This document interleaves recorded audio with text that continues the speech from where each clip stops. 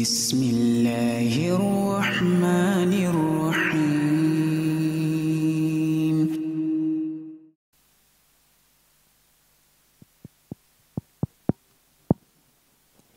Bismillah, izin menginfokan bagi pemilik mobil dengan plat nomor D1504 IB harap menghentikan kendaraan karena ada kendaraan yang ingin keluar.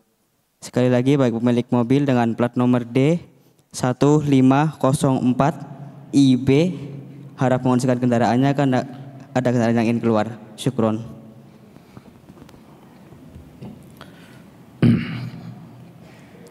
Bismillahirrahmanirrahim.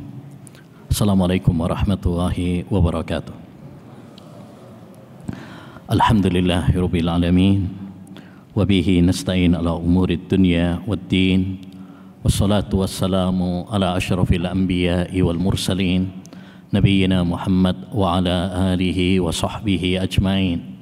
Wa man ihtada bihudah wattaba'a atharahu ila yaumiddin. Amma ba'd.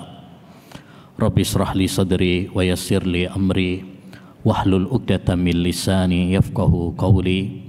Allahumma inna nas'aluka ilman nafi'a wa rizqan thayyiba wa amalan mutaqabbala. Ayyuhal ikhwah wal akhwat, kaum muslimin wal muslimat yang semoga senantiasa dirahmati dan diberkahi oleh Allah Subhanahu wa taala. Alhamdulillah, kembali kita dipertemukan oleh Rabbuna Jalla wa Ala dalam majelis ilmu yang berbarakah untuk melanjutkan kajian kita pada pembahasan kitab 40 hadis tentang manhaj Ahlus Sunnah wal Jamaah. Manhaj yaitu jalan Ahlus Sunnah wal Jamaah, yaitu golongan yang meniti sunnah Nabi SAW, jalannya Nabi, ya, berpegang teguh dengan sunnah Nabi dan mereka bersatu di atas kebenaran. Kemarin sudah kita bahas 3 hadis yang pertama. Insyaallah sekarang kita lanjutkan hadis yang keempat. Bismillahirrahmanirrahim. Hadis yang keempat tentang wasiat perpisahan Nabi yang berharga. Anil Irbad ibni Sariyah radhiyallahu anhu qala, dari sahabat Irbad ibni Sariyah, semoga Allah meridhoinya. Dan di antara adab kita kepada para sahabat adalah mendoakan mereka, ya, karena para sahabat adalah orang-orang yang telah berjasa besar. Mereka menyaksikan langsung turunnya wahyu Allah Subhanahu wa taala dan mereka menemani Rasulullah SAW berjuang bersama Nabi alaihi salatu wassalam. Maka itu adalah salah satu kebanggaan dan keutamaan mereka. Dan doa kita kepada para sahabat radhiyallahu an, ya. Kenapa dipilih doa ini? Karena inilah lafaz yang dipilih oleh Allah dalam Al-Qur'an, yaitu dalam surat At-Taubah ayat 100. Kenapa tidak doa yang lain tapi doa radhiyallahu an? Karena ini yang terdapat di dalam Al-Qur'an, dan sebuah lafaz apabila itu yang terdapat di dalam Quran, maka itu yang lebih utama. Ya. Alaika bid-du'ail warid wa da'ankal jumal asyawarid.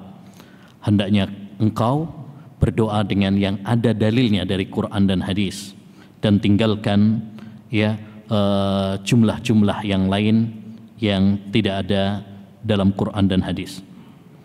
Qala, beliau mengatakan, sallalana Rasulullah sallallahu alaihi wasallam. Rasulullah sallallahu alaihi wasallam pernah mengimami kami. Jangan lupa setiap kali disebut nama Nabi alaihi salatu wassalam, hendaknya bagi kita untuk bersolawat kepada Nabi. Dan inilah ayyul ihwah faedah, ya, manfaat dari kita duduk dalam majelis ilmu, kita membaca hadis-hadis Nabi, ya, mendengar nama Nabi sallallahu alaihi wasallam, sehingga kita pun bersolawat kepada Nabi, dan itu menjadi ladang pahala bagi kita. Oleh karenanya salah satu keutamaan ahlul hadis, orang-orang yang mempelajari hadis, mereka adalah orang yang paling banyak bersolawat kepada Nabi. Sehingga mereka masuk di dalam hadis Nabi alaihi salatu wassalam, inna min aqrabikum ilayya majlisan yaumal qiyamah aksarukum salatan alayya. Orang yang paling dekat tempat duduknya dengan saya besok di surga adalah orang yang paling banyak bersolawat kepada saya.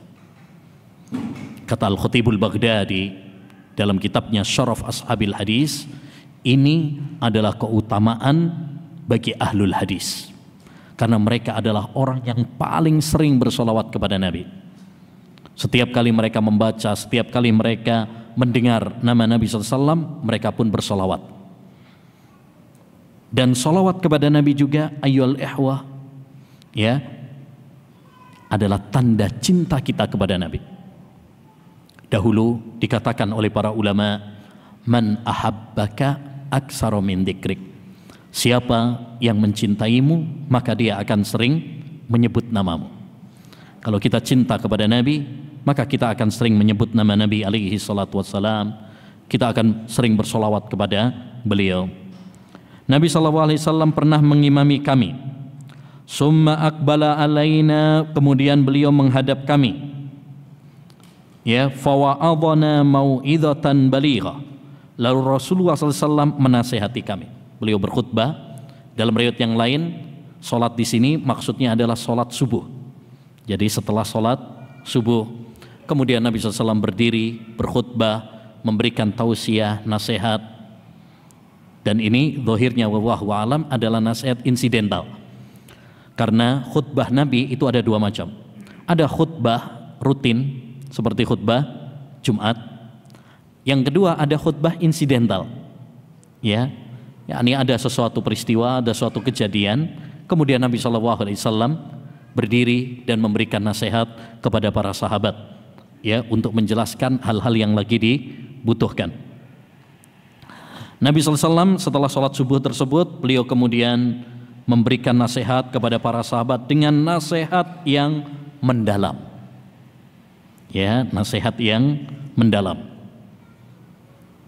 Ini yang disebut dengan mau'idhah hasanah, yaitu nasihat yang mendalam, yang sangat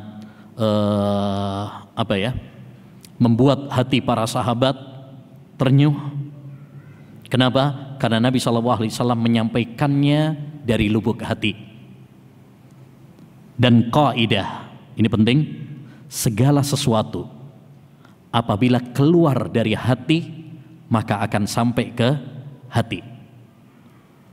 Suatu ucapan itu kalau dia keluar dari lubuk hati, maka dia akan tembus ke hati.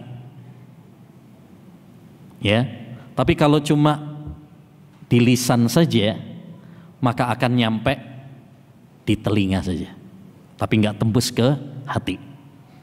Dan ilmu ayyul ihwah yang bermanfaat itu adalah apabila ilmu tersebut sampai ke otak dan sampai ke hati.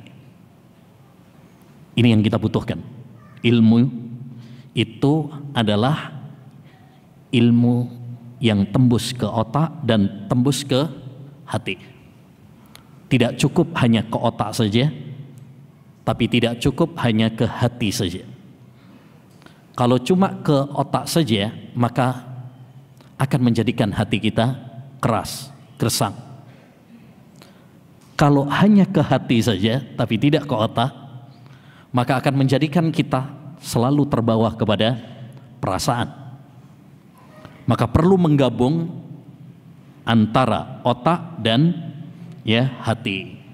Ya, itu baru ilmu yang bermanfaat. Nabi SAW memberikan nasihat dengan nasihat yang sangat menyentuh, nasihat yang sangat mendalam. Dzarafat lahal a'yun wa wajilat minhal qulub. Ya, mendengarkan nasihat Nabi SAW tersebut, air mata kami menetes olehnya dan hati kami terenyuh dibuatnya.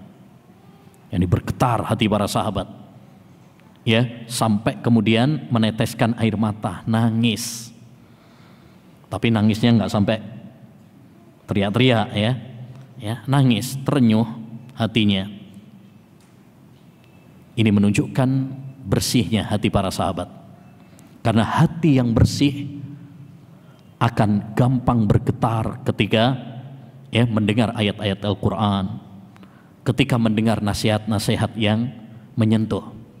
Sebagaimana kata Allah Subhanahu wa taala dalam surat Al-Anfal, "Innamal mu'minuna alladzina idza dzukirallah wajilat qulubuhum wa idza tuliyat alaihim ayatuhu zadatuhum imana wa ala rabbihim yatawakkalun."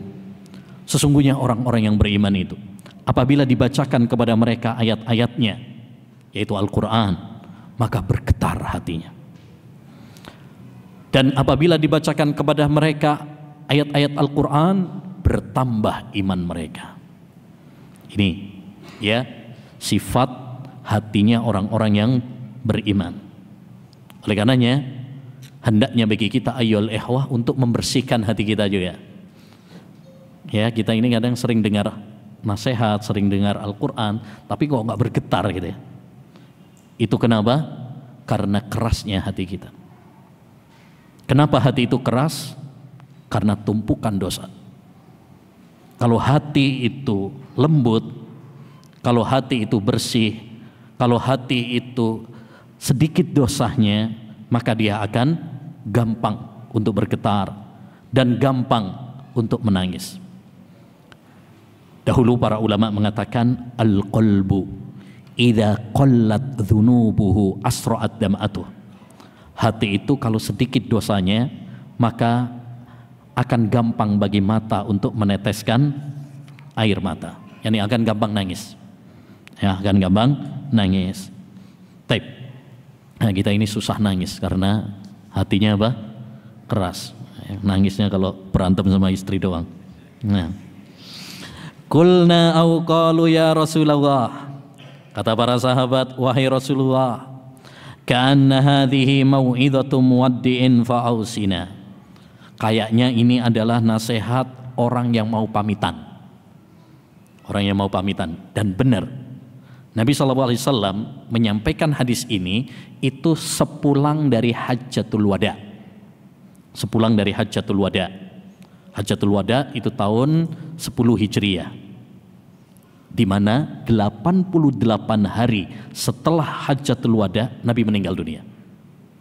Dan ini setelah Hajjatul Wada, itu artinya bahwa memang Nabi SAW menyampaikan ini betul-betul dari lubuk hatinya, karena beliau akan berpisah dengan umatnya. Ya, di mana beliau saat haji saja sudah mengatakan la adri. Ya, saya tidak tahu apakah saya ketemu lagi dengan kalian setelah tahun ini atau tidak. Jadi betul Nabi SAW di sini menyampaikan nasihat ini, nasihat perpisahan, dan kalimat yang biasanya disampaikan oleh orang yang mau pamitan itu betul-betul dari lubuk hati. Ya, makanya biasanya ya orang yang mau pamitan itu kadang sering apa? Nangis, sering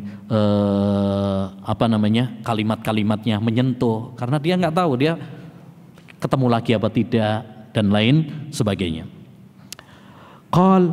Nabi SAW kemudian memberikan wasiat, dan yang namanya wasiat itu kalimat yang singkat dan penting, itu namanya wasiat. Kalimat yang singkat dan penting itu wasiat. Berarti kalau panjang itu bukan wasiat, kajian namanya. Ya, kadang ada, Ustaz tolong diberikan wasiat kepada kami, dikasih ya 1 jam, itu bukan wasiat. Wasiat itu kalimat yang pendek saja. Kemudian yang kedua penting, pendek tapi nggak penting, yaitu bukan wasiat juga. Jadi yang namanya wasiat itu memiliki 2 kriteria. Kriterianya yang pertama ringkas, padat, ya. Yang kedua adalah penting. Kata Nabi alaihi salatu wassalam, usikum bitaqwallah was-sam'i wat-ta'ah wa in kana abdan habasyiyya. Aku wasiatkan kalian dengan 2 hal. Ini yang diwasiatkan oleh Nabi. Yang pertama wasiat takwa kepada Allah Subhanahu wa taala, ya, bertakwa kepada Allah. Yang kedua, mendengar dan taat kepada pemimpin walaupun pemimpin tersebut adalah budak dari Habasyah. Habasyah, Ethiopia, Afrika. Jadi dua wasiat. Dan dua wasiat ini wasiat yang sangat penting.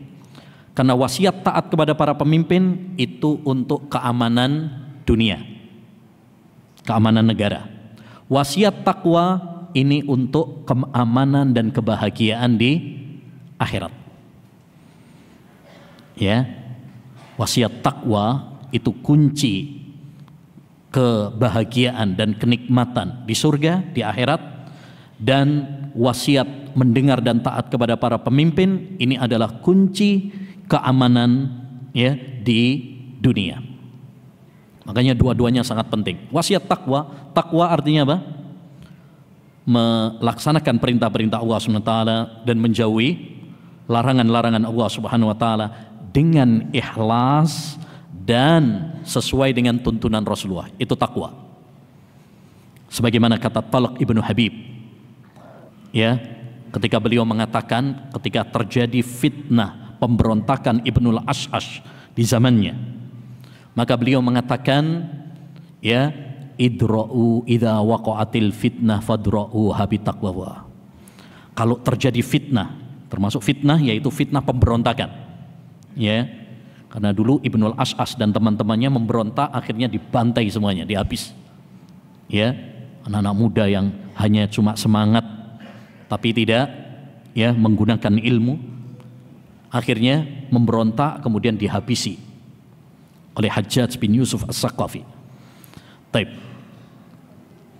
Kata Talq ibnu Habib, seorang tabi'in yang mulia, ketika terjadi fitnah, tangkislah dengan takwa. Jadi obat untuk menghadapi fitnah adalah dengan takwa. Lalu teman-temannya mengatakan, fassir lana takwa. Wahai Abu Ali, jelaskan kepada kami apa itu takwa. Maka beliau mengatakan, dan ini definisi takwa yang paling bagus kata para ulama, seperti Imam Ibnul Qayyim, Imam Zahabi, mereka mengatakan ini definisi takwa yang paling bagus, yaitu anta malabita'atillah ala nurin minallah tarju sawabawah. Kamu melakukan ketaatan kepada Allah Subhanahu wa taala di atas cahaya ya dari Allah Subhanahu wa taala dan mengharapkan pahala kepada Allah Subhanahu wa taala. Wa takhafu iqaballah ala nurin minallah, ya, wa antatruka maksiatallah ala nurin minallah takhafu iqaballah. Dan kamu meninggalkan larangan-larangan Allah Subhanahu wa taala di atas cahaya Allah Subhanahu wa taala dan takut akan azab Allah Subhanahu wa taala. Singkat kata, takwa itu adalah melaksanakan perintah-perintah Allah dan menjauhi larangan-larangan Allah Subhanahu wa taala dengan ikhlas. Ini yang tadi disebutkan oleh Talq bin Habib, yakni kamu mengharapkan pahala, kamu takut, itu namanya ikhlas. Kemudian dan ittiba, sesuai tuntunan Rasulullah, itu yang tadi beliau maksud di atas cahaya. Ya, cahaya yakni maksudnya petunjuk Nabi Muhammad sallallahu alaihi wasallam. Ya, karena ibadah tidak diterima kecuali dengan dua syarat ini, yaitu ikhlas dan sesuai dengan tuntunan Rasulullah sallallahu alaihi wasallam. Jadi ini takwa. Dan kata takwa sering disebut di dalam Al-Quran, keutamaan-keutamaannya juga banyak, ya. Dan yang paling penting dari takwa ayyuhal ikhwah adalah prakteknya. Kalau cuma ngomong gampang takwa. Setiap Jumatan kita dengar tuh mas khotibnya, saya wasiatkan kepada diri saya dan kepada para jamaah untuk bertakwa. Masjid banyak yang namanya masjid at-taqwa, ya, majelis taklim at-taqwa, baju takwa. Bahkan di Kediri, Jawa Timur ada tahu takwa, ya, ada tahu takwa ada. Di Bandung ada juga tahu tauhid. Nggak mau kalah. Nah, tapi intinya maksudnya takwa itu bukan cuma sekedar kata-kata, tapi yang paling penting adalah apa? Pengamalannya. Ya, pengamalannya. Betapa banyak orang yang memerintahkan takwa, ya, tapi dalam prakteknya dia tidak bertakwa kepada Allah Subhanahu wa taala. Wasiat yang kedua adalah mendengar dan taat kepada para pemimpin. Walaupun pemimpin tersebut adalah budak dari Habasyah. Ya, sudah budak dari Habasyah lagi. Budak saja itu tidak memenuhi kriteria. Karena kriteria pemimpin di dalam Islam salah satunya adalah merdeka. Tidak boleh apa? Tidak boleh budak. Kan pemimpin dalam Islam itu ada kriteria-kriterianya. 1, Muslim. 2, laki-laki, nggak boleh perempuan. Kemudian yang ketiga, harus merdeka, tidak boleh budak. Kemudian berakal, nggak boleh gila. Ya. Kemudian berilmu, nggak boleh yang bodoh. Ya. Dan sebagainya. Ada kriteria-kriterianya. Ada syarat-syaratnya. Ya. Salah satu syaratnya harus merdeka. Tapi di dalam hadis ini Nabi mengatakan apa? Saya wasiatkan kepada kalian mendengar dan taat kepada pemimpin, walaupun pemimpin tersebut apa? Budak. Artinya apa? Walaupun dia sebenarnya nggak memenuhi kriteria sebagai pemimpin. Tapi kalau dia sudah ditetapkan sebagai pemimpin, wajib bagi kita untuk mendengar dan taat. Dan ini ayyuhal ikhwah, akidah Ahlus Sunnah wal Jamaah. Ini manhaj Ahlus Sunnah wal Jamaah yang mungkin berbeda dengan ya yang lain-lainnya. Kita mendengar dan taat kepada para pemimpin karena agama, karena akidah, bukan karena ambisi politik, bukan karena kekuasaan, bukan karena kepentingan-kepentingan dunia, tetapi karena ya ini adalah agama, ini adalah keyakinan, ini adalah akidah. Makanya dalam kitab-kitab akidah salaf, akidah Ahlus Sunnah wal Jamaah selalu dicantumkan pembahasan taat kepada para pemimpin. Kenapa?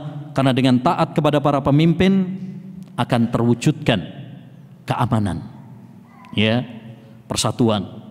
Tapi kalau kita memberontak para pemimpin, ya, benci kepada para pemimpin, maka yang terjadi adalah kekacauan. Dan keamanan suatu negara itu adalah suatu hal yang sangat penting supaya kita bisa beribadah kepada Allah SWT dengan benar. Ikhwan, kita sering lupa untuk mensyukuri nikmat keamanan ini. Kita bisa ngaji sekarang seperti ini, sholat seperti sekarang. Kenapa? Karena aman. Coba kita bayangkan misalkan kalau kita di seperti negara-negara yang lain, seperti saudara kita sekarang, seperti di Palestina, di Gaza, Rafah, ya, atau di tempat-tempat yang lain. Mereka nggak bisa beribadah dengan nyaman, nggak bisa bermajelis ilmu dengan nyaman, ya, yang itu merupakan tujuan inti kenapa kita ada di dunia ini. Jadi tujuan intinya adalah takwa, sarananya adalah mendengar dan taat. Karena dengan mendengar dan taat kepada para pemimpin, kita bisa bertakwa kepada Allah dengan tenang. Kita bisa beribadah kepada Allah dengan tenang. Ya. Taib. Fa innahu may ya'is minkum yara ba'di ikhtilafan katsira. Barang siapa di antara kalian yang hidup setelahku nanti, yakni setelah Nabi meninggal dunia, ya, maka dia akan melihat perselisihan yang banyak. Dan itu fakta. Setelah ditinggal oleh Nabi, setelah wafatnya Nabi, banyak perselisihan, bahkan banyak yang murtad juga, ya. Makanya PR terbesar Abu Bakar As-Siddiq setelah ditinggal Nabi adalah apa? Memerangi orang-orang yang murtad, ya, memerangi orang-orang yang murtad. Kemudian pesan Nabi, dan ini penting sekali untuk kita perhatikan. Hadis ini hadis yang sangat penting. Ya, jika kalian mendapati perselisihan yang banyak, dan itu fakta pada zaman kita sekarang, banyak perselisihan, perbedaan, baik dalam masalah akidah, baik dalam masalah ibadah, baik dalam masalah akhlak, ya, banyak perpecahan-perpecahan, banyak aliran-aliran, banyak paham-paham macam-macam, ya, di persimpangan jalan. Terus apa pesan Nabi? Ya, setelah mengabarkan penyakitnya, beliau mengabarkan obat penawarnya, yaitu fa'alaikum bisunnati wa sunnatil khulafa'ir rasyidin al-mahdiyyin wa 'adzu 'alaiha bin nawajid.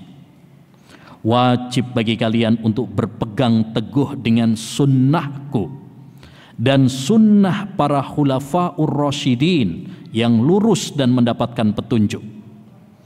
Gigitlah dengan gigi gerahammu, yakni pegang dengan erat-erat sunnah Nabi dan sunnah para sahabat tersebut. Gigi geraham itu gigi paling belakang. Ini isyarat dari Nabi, maksudnya gambaran dari Nabi. Kalau kita berpegang teguh dengan sunnah Nabi itu harus kuat. Seperti orang kalau gigit pakai gigi geraham itu kuat. Coba kalau antum gigit tapi pakai gigi yang belakang itu kuat, nggak gampang copot. Tapi kalau gigitnya pakai gigi depan, tarik dikit, copot. Begitu juga kita dalam berpegang teguh dengan sunnah Nabi itu harus kuat, harus tegar, ya, nggak boleh lemah, nggak boleh cengeng, ya. Baru dibilangin Wahabi udah langsung baper, baru dibilangin radikal udah mundur, ya, baru dibilang kebanjiran, ya, udah langsung gugur di tengah jalan. Nah, ya, dan wallahi ya ikhwan, sesungguhnya ini perlu kita cermati bersama dan kita renungkan. Apa yang kita alami dari cobaan dan omongan dari orang masyarakat kita sekarang, perhatikan, belum ada apa-apanya jika dibandingkan dengan apa yang dialami oleh Nabi, para sahabat dan para ulama-ulama. Belum ada apa-apanya. Ya, lihat Nabi kita Muhammad SAW. Beliau pernah sholat, kemudian dikasih apa? Kotoran, jerohan oleh orang-orang kafir. Ketika sholat tuh, sampai datang siapa? Putri beliau Fatimah yang membersihkannya. Ya, kita belum diracuni kayak Nabi SAW diracuni oleh orang-orang Yahudi. Kita belum seperti para sahabat Khobab ibnul Arad yang disetrika punggungnya. Ya, kita belum seperti Sumayyah, ibunya Yasir, Ammar bin Yasir, yang ditusuk oleh Abu Jahal dengan tombaknya hingga tembus ke farjinya. Kita belum seperti siapa? Bilal. Kita belum seperti Imam Ahmad yang dicambuk, di penjara, disiksa. Kita belum seperti Imam Malik yang disiksa sampai dicopoti kukunya. Ya, belum ada apa-apanya. Paling cuma tadi, cuma dibilangin apa? Radikal, Wahabi. Artinya apa?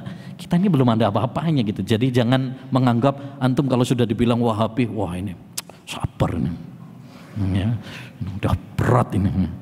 Ya, belum ada apa-apanya. Ya, nah ini intinya, ikhwan, kita harus berpegang teguh itu dengan apa?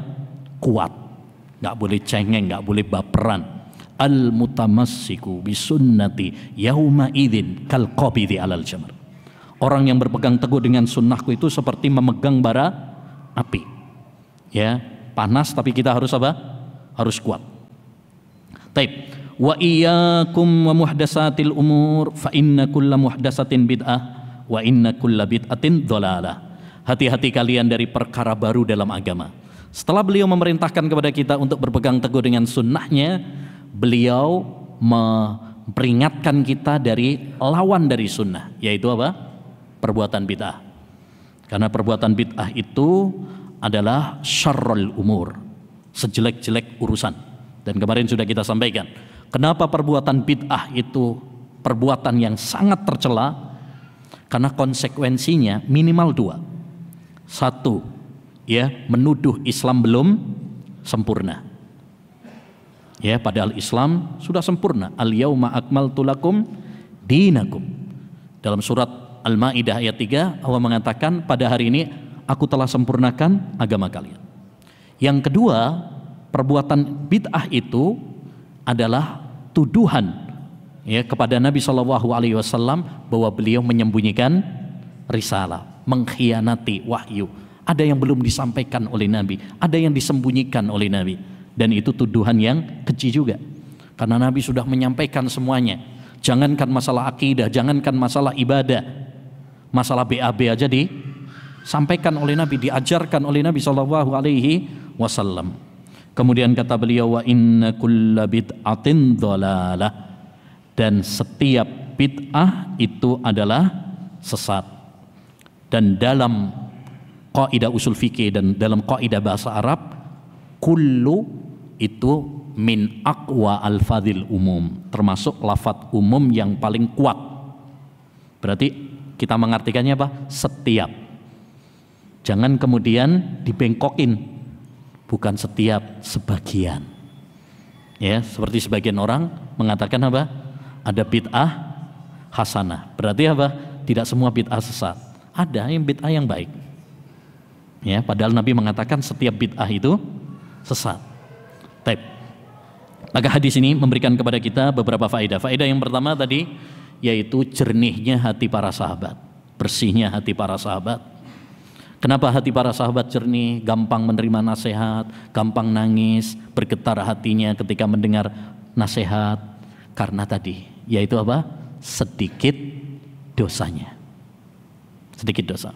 Maka jernihkan hati kita, ikhwan, ya, dengan takwa kepada Allah SWT, dengan sering baca Quran, banyak istighfar, kemudian tinggalkan dosa-dosa, karena dosa ini yang bikin hati kita apa? Keras. Ya, kalau hati sudah keras, mau dibacakan Al-Quran berapa kali pun, ya, susah tembusnya. Ya. Yang kedua, di antara faedah dari hadis yang mulia ini adalah tadi wasiat penting dari Nabi alaihi salatu wassalam yang berisi kebaikan dunia akhirat, yaitu wasiat takwa dan wasiat mendengar dan taat kepada para pemimpin. Ini pegang erat-erat wasiat ini supaya kita bahagia di dunia dan di akhirat. Dan di antara faedah dari hadis yang mulia ini adalah ya, kewajiban mendengar dan taat kepada para pemimpin walaupun dia nggak memenuhi kriteria sebagai pemimpin. Kayak tadi Buddha itu nggak memenuhi kriteria sebagai pemimpin, tapi Nabi mewajibkan kita untuk taat kepadanya. Kenapa? Apa hikmahnya? Hikmahnya adalah untuk ya terwujudnya keamanan suatu negara. Ya. Begitu juga yang lainnya. Misal, salah satu kriteria pemimpin adalah laki-laki. Salah satu kriteria pemimpin adalah sehat panca inderanya, tidak boleh cacat. Ya, dengan kesepakatan para ulama. Tapi kalau seandainya ya ada pemimpin yang ditetapkan dan tidak memenuhi kriteria tersebut. Indonesia punya sejarah tuh. Pernah dipimpin perempuan, pernah dipimpin yang cacat, ya. Kalau seandainya sudah ditetapkan, wajib bagi kita untuk mendengar dan taat. Dan ini akidah Ahlussunnah wal Jamaah yang sangat penting. Ya, kita mungkin kayak kemarin sebelum pemilu misalkan, kita dianjurkan untuk ikhtiar, ya, dianjurkan untuk berdoa agar Allah memilihkan pemimpin yang terbaik bagi kita. Tapi kalau sudah ditetapkan, dan sekarang sudah ditetapkan, siapapun dia, wajib bagi kita untuk apa? Mendengar dan taat. Tidak boleh bagi kita mencelanya, tidak boleh bagi kita memberontaknya, ya, tidak boleh bagi kita mengkudetanya, supaya terwujud apa? Keamanan suatu negara. Dan di antara faedah dari hadis yang mulia ini adalah kewajiban berpegang teguh kepada sunnah Nabi dan sunnah para sahabat Nabi dengan kuat. Nggak boleh lembek, nggak boleh cengeng, nggak boleh baperan. Ya, harus kuat dalam berpegang teguh dengan sunnah Nabi Sallallahu Alaihi Wasallam. Karena setiap orang yang berpegang teguh dengan sunnah Nabi pasti akan ada apa? Cobaannya, ujiannya. Karena Allah ingin menaikkan derajatnya. Allah ingin tahu siapa yang kuat imannya, siapa yang layak naik kelas dan siapa yang tidak. Ya. Dan di antara faedah dari hadis yang mulia ini bahwa sunnah Nabi dan sunnah para sahabat itu satu. Ya. Perhatikan dalam hadis tadi, Fa'alaikum bisunnati wa sunnatil khulafa'ir rasyidin. Berpegang teguhlah kalian dengan sunnahku dan sunnah khulafa'ur rasyidin. Seakan-akan ada dua sunnah ya. Sunnah Nabi, sunnah para sahabat. Ya, tapi perhatikan berikutnya. Wa'adzu 'alaiha. 'Alaiha. Kalau yang belajar bahasa Arab ngerti, 'alaiha itu mufrad satu. Ya, kalau dua mestinya 'alaihima. Faedahnya apa? Faedahnya adalah sunnah Nabi dan sunnah para sahabat itu apa? Sama. Tidak berbeda. Karena para sahabat ya mengikuti Nabi. Ya, sunnahnya Nabi diikuti oleh para sahabat. Para sahabat tidak bikin jalan sendiri yang bertentangan dengan sunnahnya Nabi. Ya, nah. Kemudian diantara faedah juga dari hadis yang mulia ini adalah peringatan dari perbuatan bid'ah. Ya, karena perbuatan bid'ah berarti menuduh Islam belum sempurna dan menuduh bahwa Nabi Muhammad mengkhianati apa? Risalah. Dan diantara faedah dari hadis yang mulia ini bahwa semua bid'ah adalah sesat. Ini bantahan kepada orang yang berpendapat bahwa bid'ah itu ada dua, ada bid'ah sesat, ada bid'ah yang hasanah. Bahkan di Jawa ada sampai majelis taklim, nama majelisnya Majelis Taklim Bid'ah Hasanah. Mantap ya namanya. Ya, Majelis Taklim Bid'ah Hasanah. Ya, akhirnya semuanya bid'ah hasanah akhirnya. Baik, insyaallah taala nanti kita lanjutkan setelah salat. Wassallallahu wasallam ala nabiyina Muhammad wa ala alihi wa sahbihi ajmain. Bismillahirrahmanirrahim. Alhamdulillah wassalatu wassalamu ala Rasulillah wa la haula wa la quwata illa billah. Amma ba'd. Kita lanjutkan hadis yang kelima. Merekalah sebaik-baik generasi. An Imrana ibnil Husain radhiyallahu anhuma. An Imrana, bacanya Imrana ya, karena mamnu minas sarf. Dari Imran bin Husain radhiyallahu anhuma, semoga Allah Subhanahu wa taala meridhai keduanya. Karena dua-duanya, yakni anak dan ayahnya, adalah sahabat Nabi.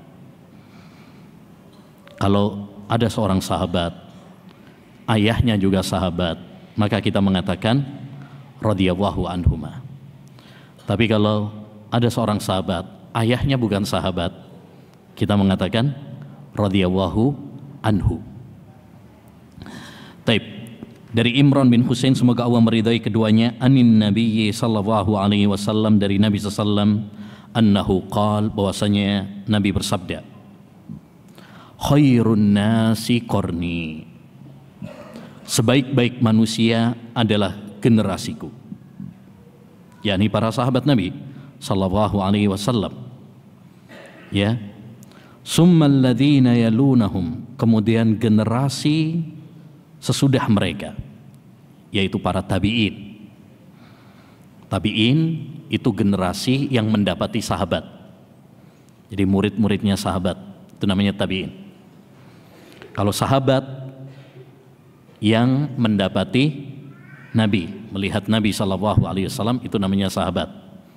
Tapi kalau yang mendapati sahabat, maka itu namanya tabi'in.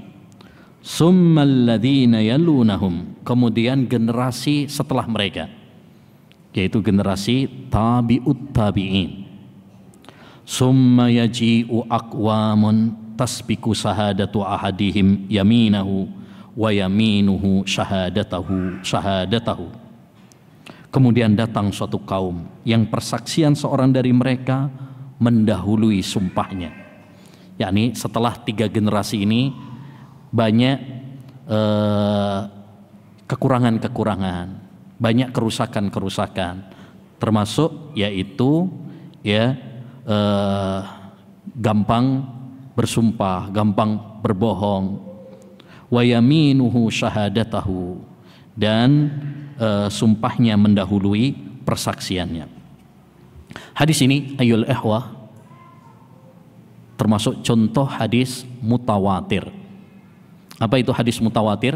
Kemarin sudah kita bahas Sebelumnya sudah pernah kita singgung bahwa dalam ilmu mustalah hadis, hadis itu terbagi menjadi dua. Ada yang namanya hadis mutawatir. Apa hadis mutawatir? Yaitu hadis yang diriwayatkan dari jalur yang banyak, jalur para sahabat yang banyak. Jadi yang meriwayatkan itu 20 sahabat, 30 sahabat. Seperti hadis-hadis tentang siksa kubur, hadis-hadis tentang turunnya Isa di akhir zaman, hadis ya man kadzaba alayya muta'ammidan, ya siapa yang berdusta atas namaku maka silahkan dia memboking tempat duduknya di neraka, dan lain sebagainya. Di antara contoh-contoh hadis mutawatir apa yang dikumpulkan oleh At-Tawudi dalam manzumahnya, mimma tawatara hadisu man kadzab wa man bana baitan lillahi wahtasab wa ru'yatun syafa'atun wal haudhu wa mashul khuffaini wa hadhi ba'du. Termasuk contoh-contoh mutawatir kata beliau, hadisu man kadzab, yaitu man kadzaba alayya muta'ammidan falyatabawwa maq'adahu minan nar.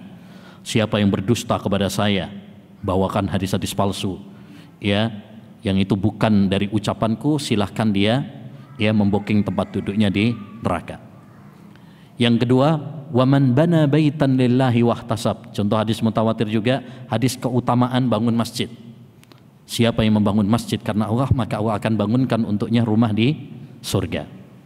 Wa ru'yatun syafa'atun. Demikian juga hadis-hadis tentang ru'yah, yakni tentang melihat Allah besok pada hari kiamat. Orang-orang beriman akan bisa melihat Allah besok pada hari kiamat. Itu hadisnya mutawatir.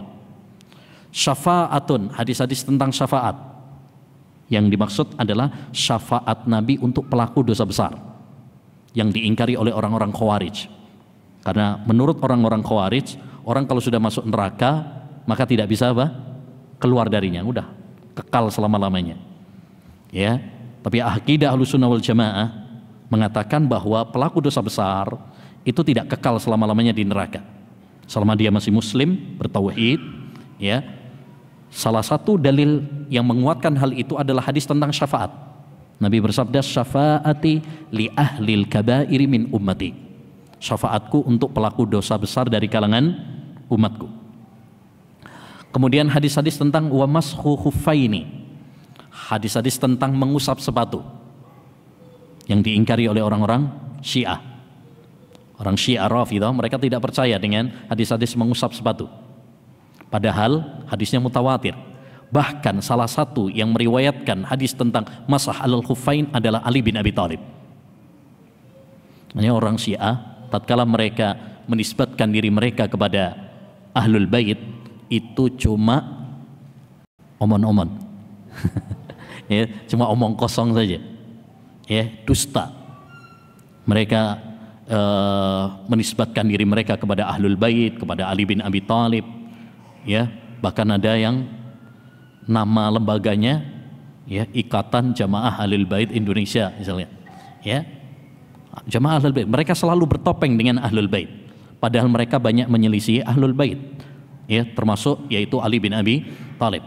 Termasuk mereka di antara akidah mereka, misalkan mereka membolehkan dan menghalalkan nikah mut'ah, padahal salah satu perawi hadis larangan nikah mut'ah adalah Ali bin Abi Thalib, ya, adalah Ali bin Abi Thalib. Taib. Makanya para ulama banyak membahas tentang mengusap sepatu itu dalam kitab-kitab akidah. Kenapa dibahas dalam kitab-kitab akidah? Untuk membantah orang Syiah, karena orang Syiah tidak mempercayainya. Ini contoh-contoh hadis mutawatir. Taib. Yang kedua, hadis ahad. Hadis ahad. Hadis ahad yaitu hadis yang diriwayatkan dari satu jalur atau dua jalur atau tiga jalur, yang penting tidak sampai kepada derajat mutawatir.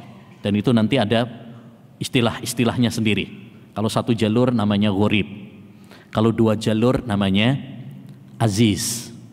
Nah, kayak Masjid Al-Aziz. Ya. Taib. Kalau tiga namanya hadis masyhur atau mustafid. Nah, nanti itu belajarnya dalam kitab-kitab apa? Mustalah hadis. Ya, ini istilah-istilah. Tapi ini namanya ahad. Dan hadis ahad kemarin sudah kita bahas.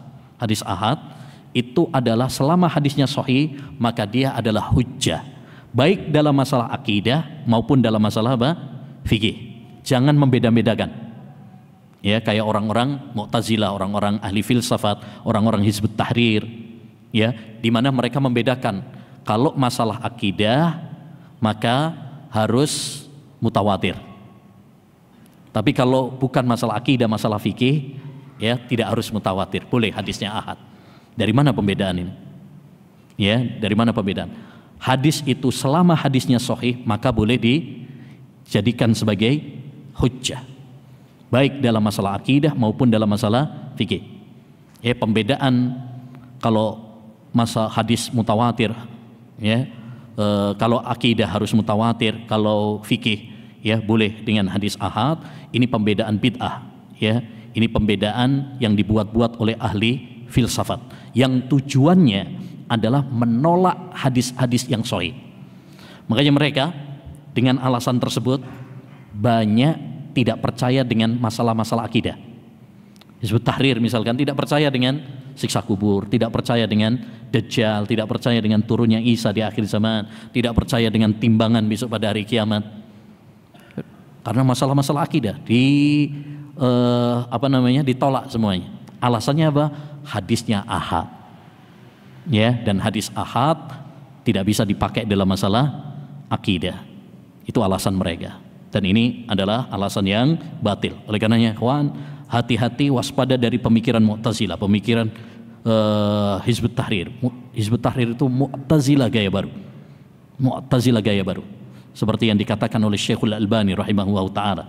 Ya, karena mereka ya tidak percaya dengan masalah-masalah prinsip akidah. Ya, masalah-masalah prinsip akidah. Ini bukan masalah perbedaan madhab, masalah fikih gitu ya, di mana kita bisa toleransi. Masalah-masalah fikih kita berlapang dada. Ya, ada yang kunut, ada yang tidak misalkan. Itu masih bisa ditoleransi. Tapi masalah-masalah akidah, masalah-masalah prinsip, ya, maka ini tidak ada apa? Toleransi.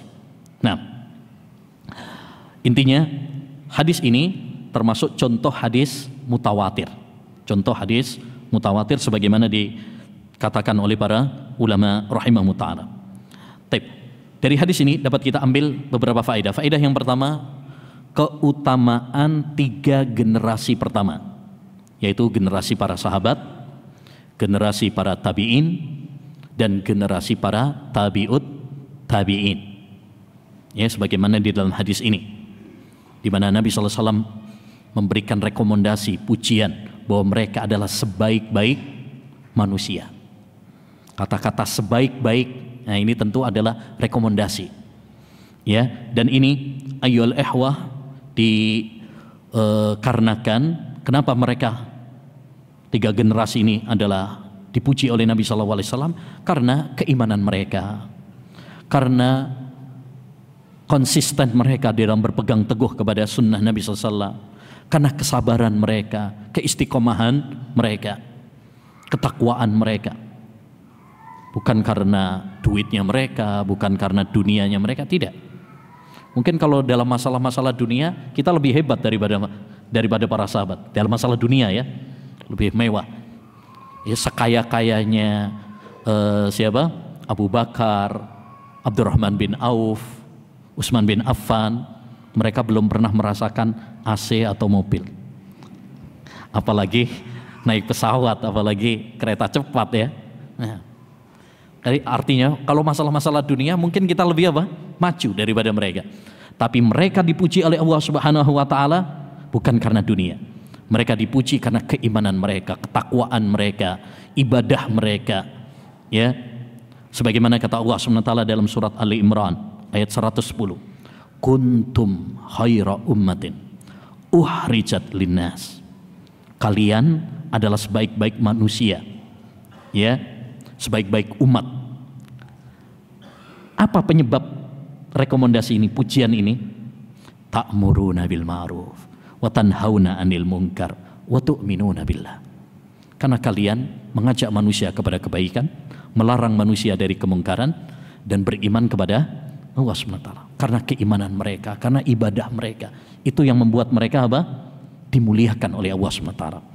Karena kemuliaan di sisi Allah SWT bukan karena nasab.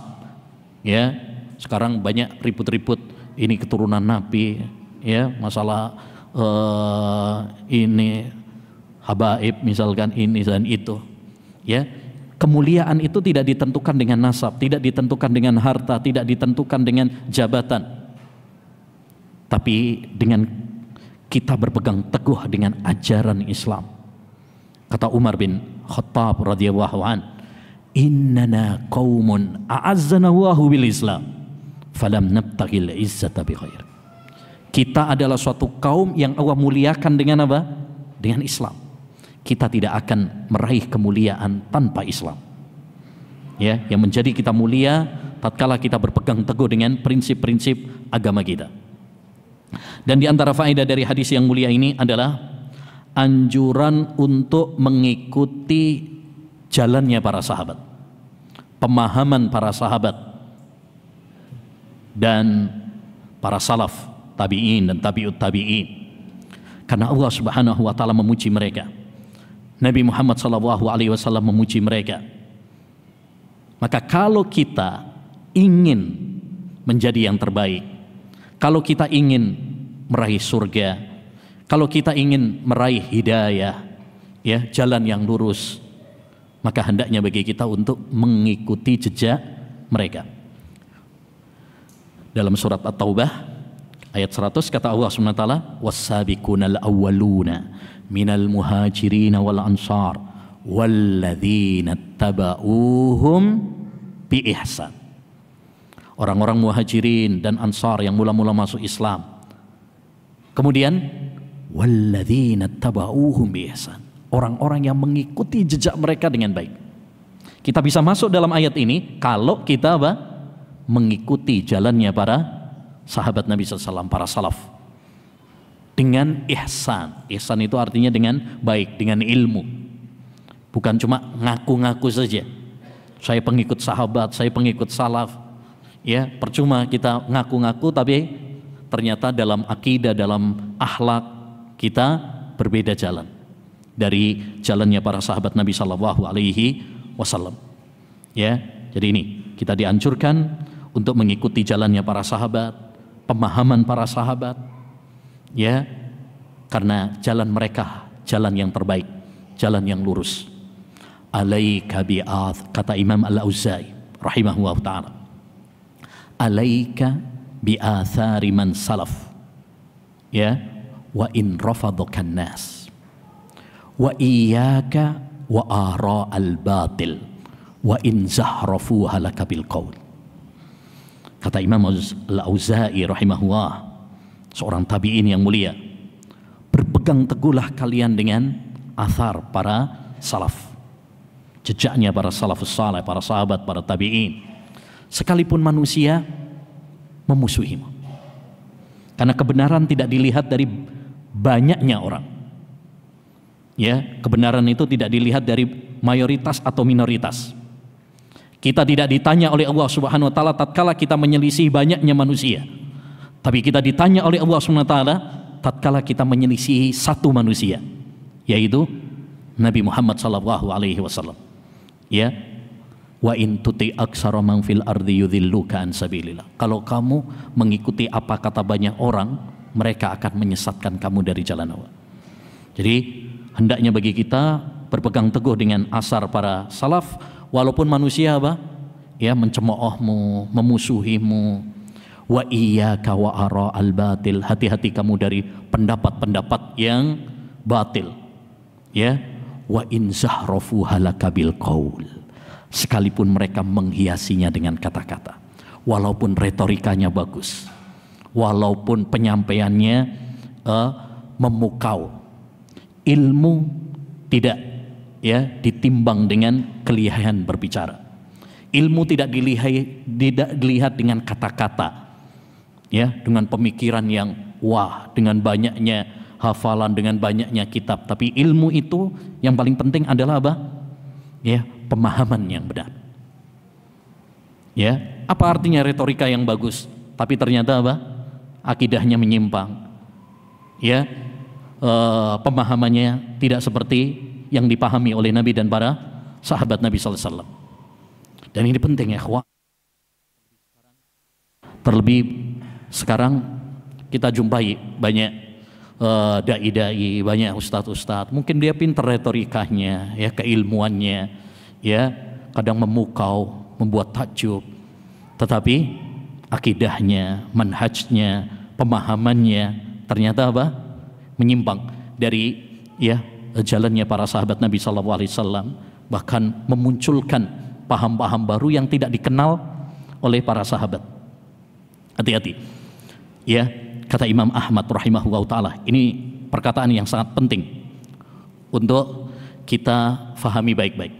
Kata Imam Ahmad, iyyaka an tatakallama fi mas'alatin laisa laka fiha imam. Kata Imam Ahmad, dan ini kaidah penghancur kesesatan yang perlu kita pegang erat-erat. Kata beliau, iyyaka an tatakallama fi mas'alatin laisa laka fiha imam. Hati-hati kamu, waspadalah dari berbicara tentang suatu masalah yang tidak ada ulama yang mendahuluimu sebelumnya. Jadi jangan hati-hati berbicara tentang suatu permasalahan, ya, di mana kamu nggak ada apa pendahulunya, ulama yang mendahului kamu seperti itu nggak ada gitu, ya. Contoh paling mudah sekarang lagi rame itu, ya, menamai asy-syu'ara dengan musiknya. Nyenggol dikit lah ya, nggak apa-apa, mumpung lagi viral. Tapi ini faedah, memberikan pelajaran kepada kita kaitannya dengan manhaj salaf. Ikhwan, ini kaitannya dengan manhaj salaf. Sekarang lagi rame misalkan. Sekarang pakai perkataan Imam Ahmad. Ada nggak ulama-ulama kita yang sebelumnya yang menamai asy-syu'ara, ya, menyamakan syair dengan musik, ya, Hasan bin Sabit sebagai pemusik? Nggak ada, ya, tidak ada seorang ulama pun yang menamai asy-syu'ara dengan pemusik, dan tidak ada yang melakopi menggelari Hasan bin Sabit sebagai pemusik, nggak ada. Bahkan dulu para ulama sepakat, ya, untuk lihat dalam kitab-kitab para ulama, alat-alat musik itu haram, dan mereka juga sepakat bahwa syair itu boleh. Artinya apa? Bagaimana kita menyamakan antara sesuatu yang boleh dengan sesuatu yang tidak boleh? Tidak boleh kita menyamakan sesuatu yang dibedakan oleh syariat, sebagaimana kita tidak boleh membedakan sesuatu yang disamakan oleh syariat. Ya, tapi kembali kepada pembahasan, yaitu apa? Ya, ilmu itu bukan dengan kita memiliki inovasi baru, pemahaman yang baru, ya. Justru ilmu yang benar itu adalah tatkala kita ini apa? Mengikuti, ya, jejak para salaf sebelum kita. Ya, karena ini masalah agama. Kalau masalah dunia pakai inovasi baru nggak ada masalah. Ya, zaman Nabi nggak ada kopi, antum sekarang bikin kopi ini, kopi itu, silahkan. Itu masalah dunia. Tapi masalah agama, masalah pemahaman, ya, tidak boleh bagi kita untuk membuat apa? Inovasi-inovasi baru, ya, yang tidak dikenal oleh Nabi dan para sahabat. Justru itu adalah sumber penyimpangan dan kesesatan. Sumber penyimpangan dan kesesatan tatkala kita membuat pemikiran-pemikiran baru, paham-paham baru yang bertentangan dengan pemahaman para salaf, para sahabat Nabi sallallahu alaihi wasallam. Ya. Dan kita ingatkan, ini bukan, ya, apa namanya, masalah satu atau dua orang, bukan, tapi ini masalah agama. Ini masalah agama. Kita tidak bermaksud untuk menyudutkan, ya, seseorang, tapi ini memberikan pelajaran kepada kita agar dalam beragama ini kita harus mengikuti pemahaman para salaf, pemahaman para sahabat, ya. Nah, berikutnya hadis yang ke-6, bila fitnah melanda, kita tutup dengannya. An Hudzaifah ibn al-Yaman radhiyallahu anhu yaqul, dari Hudzaifah ibn al-Yaman. Hudzaifah ibn al-Yaman ini dikenal dengan pemegang rahasia Rasulullah sallallahu alaihi wasallam, karena beliau banyak mengerti tentang fitnah-fitnah, bahkan memegang daftar orang-orang munafik. Dia tahu deh. Makanya kalau ada yang meninggal, di zaman Nabi SAW dulu, maka Umar tanya, Hudzaifah ikut nyolati apa enggak? Kalau Hudzaifah ikut nyolati, maka Umar ikut nyolati. Kalau Hudzaifah enggak ikut nyolati, dia enggak ikut nyolati. Karena berarti Hudzaifah tahu orang ini apa? Munafik. Ya. Tapi kana nasu yas'aluna Rasulullah SAW anil khair wa kuntu as'aluhu anis syarr makhafata ayudrikan. Adalah manusia, yaitu para sahabat. Mereka bertanya kepada Rasulullah SAW tentang kebaikan. Dan aku, itu ada kekurangan ya dalam terjemahan. Sedangkan aku bertanya kepada Nabi SAW tentang kejelekan karena aku khawatir mengenai diriku. Ya, yakni para sahabat Nabi banyak bertanya tentang kebaikan-kebaikan. Tapi saya, yaitu Hudzaifah bin Yaman, bertanya tentang kejelekan. Kenapa? Karena beliau takut kalau terjerumus di dalam kejelekan tanpa dia sadari. Maka hadis ini memberikan kepada kita faedah, yaitu semangatnya para sahabat dalam menimba ilmu. Karena salah satu cara untuk mendapatkan ilmu adalah dengan bertanya. Fas'alu ahla dzikri in kuntum la ta'lamun. Bertanyalah kepada para ulama kalau kalian tidak tahu. Ala sa'alu idza lam ya'lamu fa innama shifa'ul iyyi su'alu. Kata Nabi alaihi salatu wassalam, kenapa mereka tidak bertanya kalau mereka tidak tahu? Sesungguhnya obat dari kebodohan adalah dengan bertanya. Dahulu Ibnu Abbas ketika ditanya apa rahasia beliau bisa pinter gitu ya. Ya, kenapa Ibnu Abbas begitu cerdas, pintar? Bukan karena minum susu bendera. Apa jawaban beliau? Bilisanin sa'ul wa qalbin aqul. Karena lisan yang sering bertanya dan hati yang diberi pemahaman oleh Allah SWT, hati yang bersih, ya, kecerdasan, ya. Kemudian tadi sering bertanya. Jadi bertanya, asalkan bertanya yang bermanfaat, maka itu adalah ya, sangat ditekankan. Yang nggak boleh adalah nanya yang nggak bermanfaat, nanya yang tujuannya untuk mengadu domba. Ya, kadang-kadang nanya hal-hal yang tidak bermanfaat, hanya malah menimbulkan debat kusir saja. Ustadz, mana yang lebih duluan, ayam dulu apa telur dulu? Faedahnya apa coba? Ya, hanya nanti debat kusir aja nanti. Atau nanya, Ustaz, tongkatnya Nabi Musa itu terbuat dari apa? Jati atau dari kayu apain? Ya, apa manfaatnya? Ya, itu nggak boleh kalau itu terlalu bertele-tele. Ya, kayak dulu ada yang bertanya kepada seorang ulama, Sabtun, salah seorang ulama Andalusia. Andalusia itu sekarang Spanyol. Itu dulu kota ilmu, Pak. Imam Bukhari, Imam Ibnu Hazm banyak di sana. Kota ilmu. Sekarang kota bola. Ya, Sabtun, salah seorang ulama Andalusia, ada yang bertanya kepada beliau, timbangan besok pada hari kiamat terbuat dari apa? Emas atau perak? Apa jawaban Sabtun? Qala an-nabiyyu sallallahu alaihi wasallam, Nabi bersabda, min husni islamil mar'i tarkuhu ma la ya'ni. Termasuk kebaikan seseorang adalah meninggalkan hal-hal yang tidak ada manfaatnya. Ini pertanyaan nggak ada manfaatnya.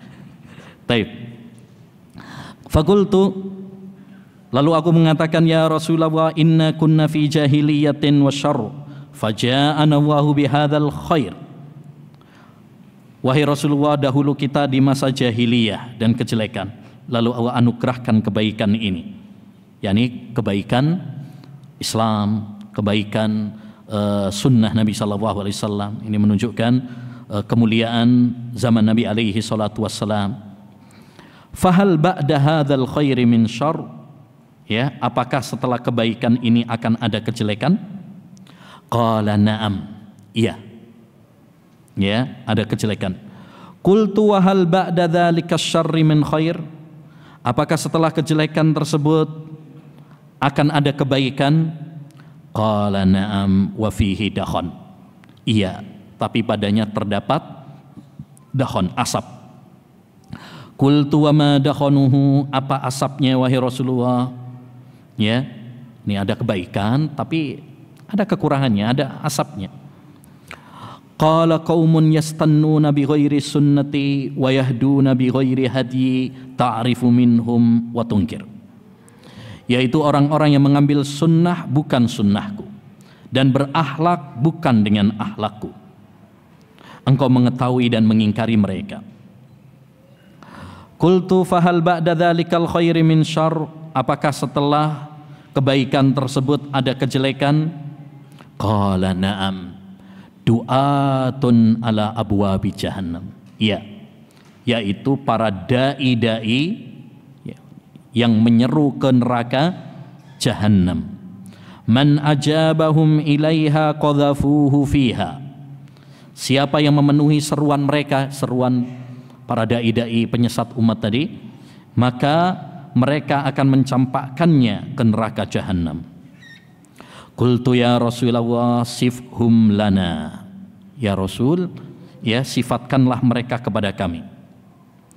Qala qaumun min jildatina wa yatakallamuna bi alsinatina. Mereka itu dari kulit kita dan berbicara dengan bahasa kita. Qultu fama ta'muruni in adrakatni dzalik? Apa yang kamu perintahkan kepadaku jika hal itu menimpa diriku, wahai Rasul? Aku mendapati masa seperti itu. Qala talzamu jama'atal muslimin wa imamahum. Hendaknya kamu bergabung dengan rombongan kaum muslimin, jamaah kaum muslimin dan imam mereka. Qultu fa illam yakun lahum jama'atun wala imam. Bagaimana kalau mereka tidak memiliki jamaah rombongan dan mereka juga tidak ada imam, pemimpin? Qala fa'tazil tilkal firaqa kullaha walau anta adza bi asli syajaratin hatta yudrikakal maut wa anta ala dzalik. Kata beliau, tinggalkan semua golongan sekalipun engkau harus menggigit akar pohon sehingga maut menjemputmu dalam keadaan seperti itu. Hadis ini diriwayatkan oleh Imam Bukhari dan Imam Muslim. Hadis tentang fitnah, ya, hadis tentang fitnah. Dan Hudzaifah ibnul Yaman adalah salah seorang sahabat yang banyak meriwayatkan tentang peristiwa-peristiwa fitnah, ya. Maka beliau yang paling tahu tentang masalah fitnah, ya. Dan hadis ini banyak faedah-faedahnya. Ada salah seorang ustadz kita tesisnya, ya, tentang ini. Hadis Hudzaifah ibnul Yaman, pembahasan-pembahasan akidah yang terdapat dalam hadis Hudzaifah ibnul Yaman. Jadi kalau mau dibahas banyak sekali faedah-faedah yang terkandung di dalam hadis ini. Tapi mungkin kita ambil beberapa faedah pentingnya saja, ya, terutama yang berkaitan tentang masalah akidah dan manhaj. Yang pertama, dari hadis ini dapat kita ambil faedah, yaitu pentingnya kita mengenal kejelekan untuk sebagai kewaspadaan bagi kita. Jadi mengenal kejelekan itu penting, ya, untuk sebagai kewaspadaan. Makanya kalau kita mengenal tauhid, kenali juga lawannya, yaitu apa? Syirik. Supaya kita bisa mewaspadai kesyirikan, supaya kita tidak terjerumus di dalam kesyirikan. Kalau kita mempelajari sunnah, maka pelajari juga lawannya, yaitu bid'ah, ya. Karena kalau kita tidak mempelajari, bisa jadi kita terjerumus melakukannya tanpa kita sadari.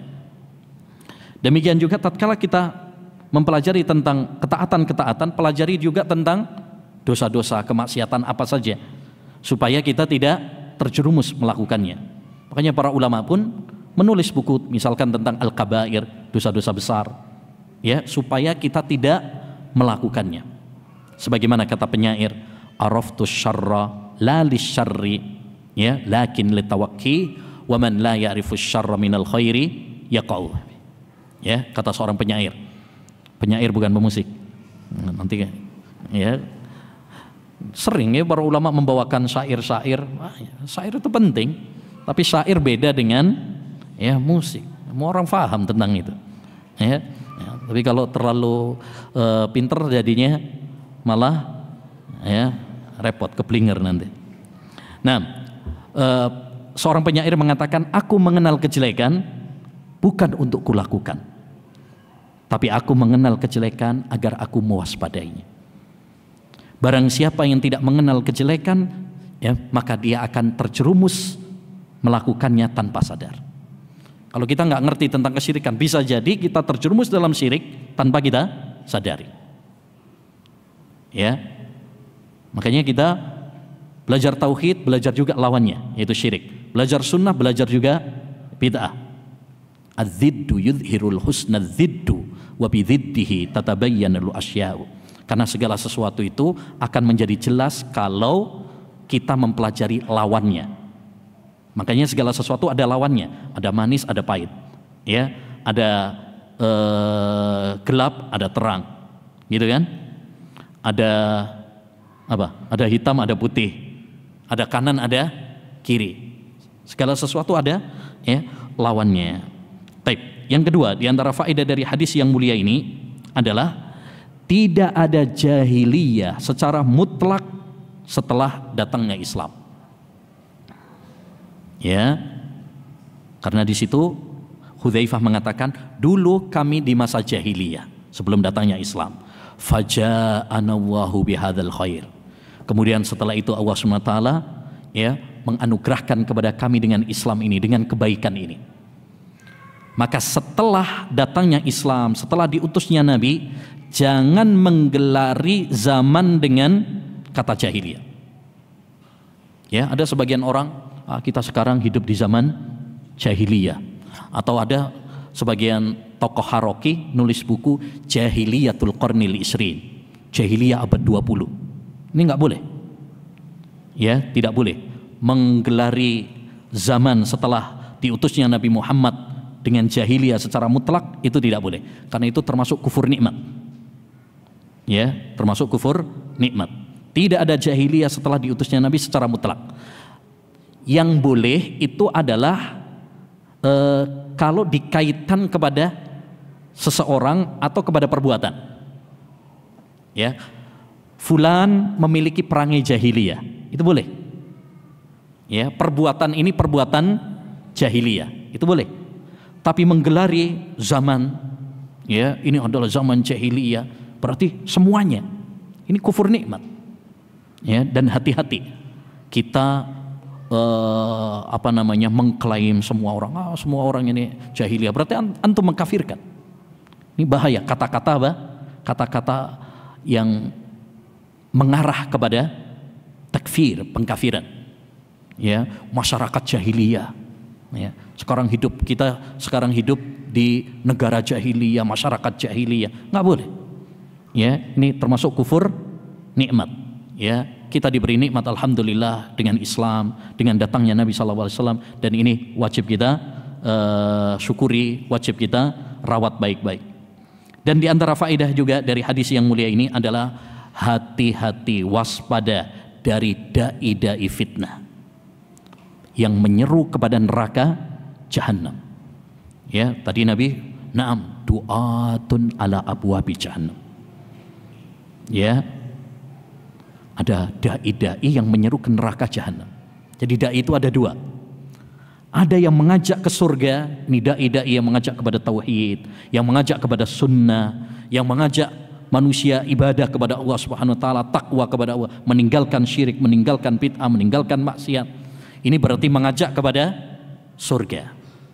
Tapi di sana ada, ya, orang-orang yang mengajak ke neraka jahannam. Maksudnya gimana? Ngajak neraka jahannam? Ayo ke neraka gitu? Ya nggak ada yang seperti itu, ya. Ayo ke neraka bareng-bareng gitu. Ya, nggak ada yang mau kalau seperti itu. Maksudnya mengajak duat ala abwabi jahannam, yang mengajak kepada kesyirikan, mengajak kepada kebid'ahan, mengajak kepada syubhat, syahwat. Dan ini banyak, ya, pada zaman kita sekarang ini. Makanya ikhwan, membedakan antara ustadz sunnah, ya, yang mengajak kepada tauhid, mengajak kepada sunnah, dan membedakan antara ustadz, ya, yang mengajak kepada bid'ah, mengajak kepada syirik, penting pada zaman kita sekarang. Jangan semua yang pintar ngomong kemudian kita ambil ilmunya. Jangan semua yang nongol di YouTube, wah berarti ini ustadz, layak diambil ilmunya. Tidak. Kata Imam Ibnu Sirin, inna hadzal ilma din, fanduru amman ta'khuduna dinakum. Ilmu ini adalah agama, maka selektiflah kalian dari siapa kalian mengambil ilmu agama. Ya, ambil dari orang-orang yang memiliki ilmu, memiliki akidah yang benar, ya, yang berpegang teguh dengan Quran, berpegang teguh dengan sunnah Nabi SAW.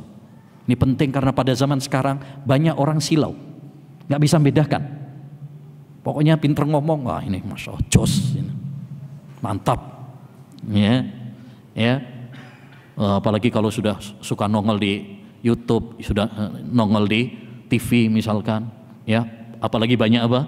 Pengikutnya, banyak fansnya, ya, semua itu bukan jaminan.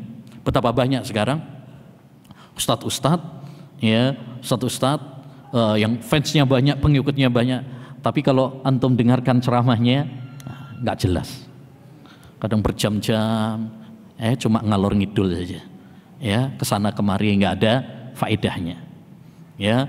Apalagi ada juga yang ceramah-ceramah diiringi dengan dangdutan, ya, banyak juga ya seperti itu modelnya, ya, bahkan habis diselingi dengan bukan joget-jogetan, kupluan, ya, banyak, ya, taib, waliyadzubillah. Maka kita harus selektif dalam menimba ilmu agama. Ini harus selektif. Kita saja misalkan mau cari teman harus selektif, cari istri harus selektif. Apalagi ya kan, harus selektif. Cari dokter, antum sakit nih, antum sakit, apa antum udah yang penting ada yang bisa nyuntik gitu aja? Enggak, antum akan selektif. Ya, cari yang benar-benar dokter, bukan KW, gitu kan?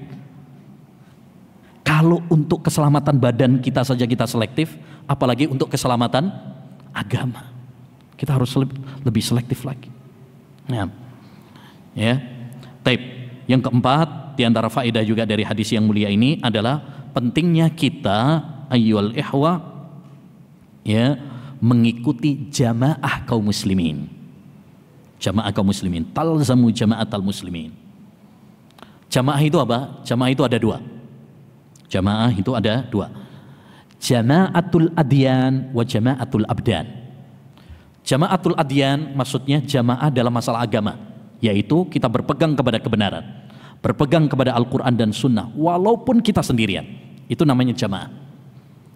Makanya kata sahabat Abdullah bin Mas'ud, al-jama'atu ma wafaqal haq wa in kunta wahdak.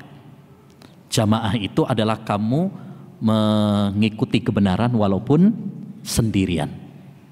Ini namanya jama'atul adyan, jamaah bersatu dalam masalah apa? Agama. Yang kedua, jama'atul abdan, jamaah dalam masalah badan. Maksudnya apa? yakni kita mengikuti pemimpin, tidak memberontak mereka. Makanya kata beliau tadi, talzamu jama'atal muslimin wa imamahum. Imam di sini maksudnya apa? Bukan imam sholat ya. Ya, yang dimaksud imam di sini adalah pemimpin kaum muslimin. Apa patokan imam? Pernah ditanyakan kepada Imam Ahmad bin Hanbal, apa yang dimaksud imam di dalam hadis-hadis Nabi SAW seperti dalam hadis ini? Beliau mengatakan yang dimaksud imam adalah jika ya semua manusia mengatakan dialah imamku, dialah pemimpinku. Ya, contoh kalau kita rakyat Indonesia misalkan, kalau ditanya siapa presiden Indonesia, ya kita jawab ya Pak Jokowi misalnya. Itu berarti imam Indonesia, pemimpin Indonesia. Nggak ada yang jawab, oh maksudnya itu imam presidennya mungkin pemimpin ini misalkan atau aliran ini. Kan gerakan-gerakan banyak deh ya. Ya, kalau apalagi kalau gerakan-gerakan bawah tanah kayak gitu. Ya ada gerakan-gerakan bawah tanah, ya. Nggak punya peralatan, nggak punya alat perang, nggak punya tanah, nggak punya pasukan, tapi mengangkat amir, ya, membuat baiat, ya, sehingga apa, ya, memecah belah kaum muslimin. Kalau tahu banyak kelompok-kelompok, ya, kelompok-kelompok sempalan, gerakan-gerakan yang punya pemimpin tersendiri, membaiat amir mereka sendiri. Ya, ini yang disebut oleh para ulama dengan baiat-baiat yang bid'ah. Jadi baiat itu ada yang disyariatkan kalau kepada para pemimpin. Tapi kalau baiat kepada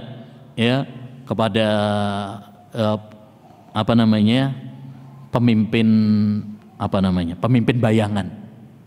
pemimpin bayangan, khalifah bayangan, maka ini adalah baiat yang bid'ah. Maka kita harus waspada, karena banyak kelompok-kelompok sempalan ini mereka tersembunyi. Kadang-kadang mungkin antum disuruh kajiannya tengah hutan, ya, di tengah laut, ya, malam hari, ya, tersembunyi. Kalau ada gerakan-gerakan seperti itu yang, ya, mereka sembunyi-sembunyi, rahasia-rahasia, hati-hati. Kata Umar bin Abdul Aziz, "Idza ra'aita qauman yatanajawna fi amri dinihim fa'lam annahum ala ta'sisi dhalalah." Kalau kamu melihat ada suatu kaum berbisik-bisik dalam masalah agama, maksudnya rahasia-rahasia gitu ya, ngumpet-ngumpet, maka ketahuilah bahwa mereka sedang membangun kesesatan. Ya, mereka sedang membangun kesesatan. Ya, alhamdulillah, dakwah Islam itu apa? Jelas, semua orang boleh hadir. Nih kajian kita, misalnya semua orang boleh hadir.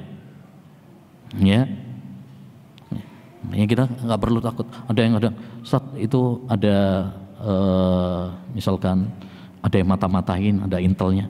Alhamdulillah, suruh hadir nggak apa-apa. Mudah-mudahan dapat hidayah, dapat. Berapa banyak orang yang awalnya cuma mata-matain, oh ternyata bagus juga, kecantol juga dia, kena subhat ya. Taib. Intinya alhamdulillah dakwah Islam, dakwah sunnah ini apa? Jelas, nggak ada yang perlu ditutup-tutupi. Taraktukum ala baydha naqiyah. Kata Nabi, aku tinggalkan kalian di atas, ya, sesuatu yang putih jelas. Lailuha kanahariha, malamnya seperti siangnya. La yazihu anha illa halik. Tidak ada yang menyimpang darinya kecuali orang yang, ya, yang binasa. Alhamdulillah, itu yang bisa kita sampaikan. Insyaallah taala nanti kita lanjutkan pada pertemuan berikutnya. Tapi sebelum kita tutup, seperti biasa kita kasih pertanyaan ya. Bagi yang bisa jawab, ada hadiahnya. Ada hadiahnya, buku saya 10 prinsip manhaj salaf. Nah, ini bisa untuk nanti referensi untuk menguatkan buku yang sedang kita bahas. Taib. Untuk satu untuk ikhwan, satu untuk akhwat ya. Untuk ikhwan dulu. Kemarin kita sampaikan Ahlus Sunnah wal Jamaah memiliki nama-nama lain. Apa saja nama-nama lainnya? Ya, Pak.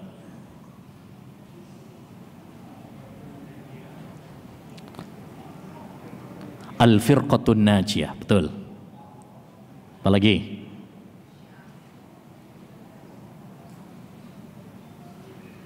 Kemarin kita sebutkan banyak, Pak, 10 kayaknya.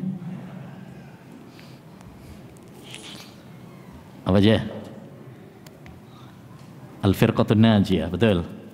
Terus At-Taifah Al-Mansurah, betul. Apalagi?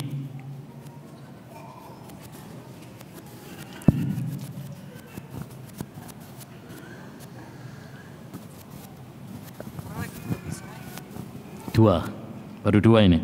Kemarin yang kita sebutkan ada 5. Kalau 2 berarti belum setengah ini. Baru 2, ya. Baik, satu lagi apa?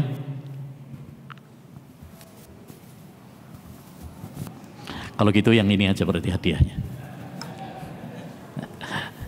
Baik. Soalnya kalau ini agak mahal ini, Pak. Pak. Baik. Baik. Belum berhasil. Kita ganti soal. Apa saja tadi jawabannya? Ahlus Sunnah wal Jamaah, Al-Firqatun Najiyah, At-Taifah Al-Mansurah. Kemudian Ahlul Hadis. Mereka disebut Ahlul Hadis. Yang kelima, As-Salafiyun. As-Salafiyun yaitu orang-orang yang mengikuti Salafus Saleh. Taib, ganti pertanyaan berarti. Untuk yang akhwat. Kemarin kita sebutkan pada pembahasan hadis yang kedua, ya, pembahasan hadis yang kedua, ada prioritas dakwah para nabi, intisari dakwah para nabi. Siapa yang bisa? Akhwat, yang jenggotan nggak usah ya. Ada yang jawab, akhwat? Ada. Nah. Keutamaan Mu'ad bin Jabal. Intisari dakwah para nabi. Oh, tauhid. Tauhid, tayyib, betul. Terus nomor 2. Taat kepada Nabi. Taat kepada Nabi, betul. Yang ketiga. Takwa kepada Allah. Takwa. Yang keempat. Istighfar. Istighfar, Masya Allah. Ya, sengaja tak kasih yang gampang. Taib, sekarang yang ikhwan. Nih, untuk yang akhwat. Taib, yang ikhwan.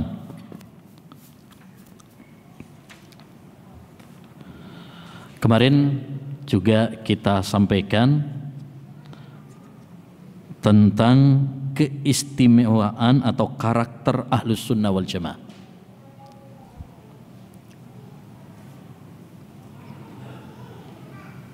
Nah, siapa yang bisa? Nah, apa? Kokoh. Nah, pertengahan, Masya Allah, wasati ya, betul. Yang ketiga,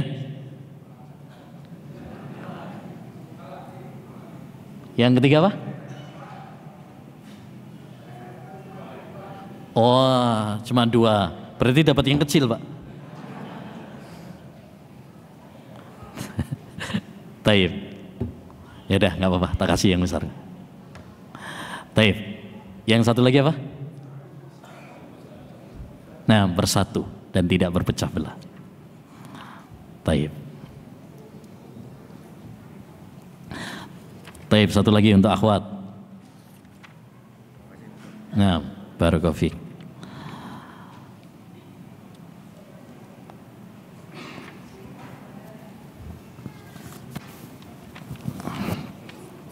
Tadi, taib, masih pada pembahasan sebelumnya tentang hadis yang ketiga. Man amila amalan laisa alaihi amruna fahuwa raddun. Dari hadis ini diambil sebuah kaidah. Apa kaidah dari hadis ini? Akhwat.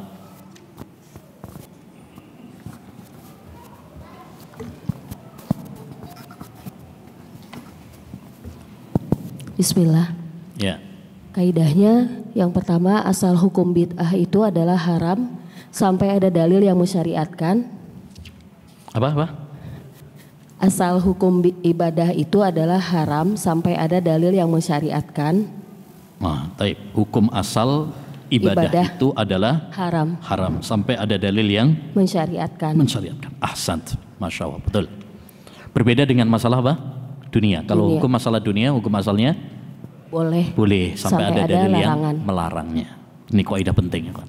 Diambil dari hadis ini. Taib. Ahsant. Barakallahu fiikum. Kita tutup dengan doa kafaratul majlis. Subhanakallahumma bihamdika asyhadu an la ilaha illa anta astaghfiruka wa atubu ilaik. Assalamualaikum warahmatullahi wabarakatuh.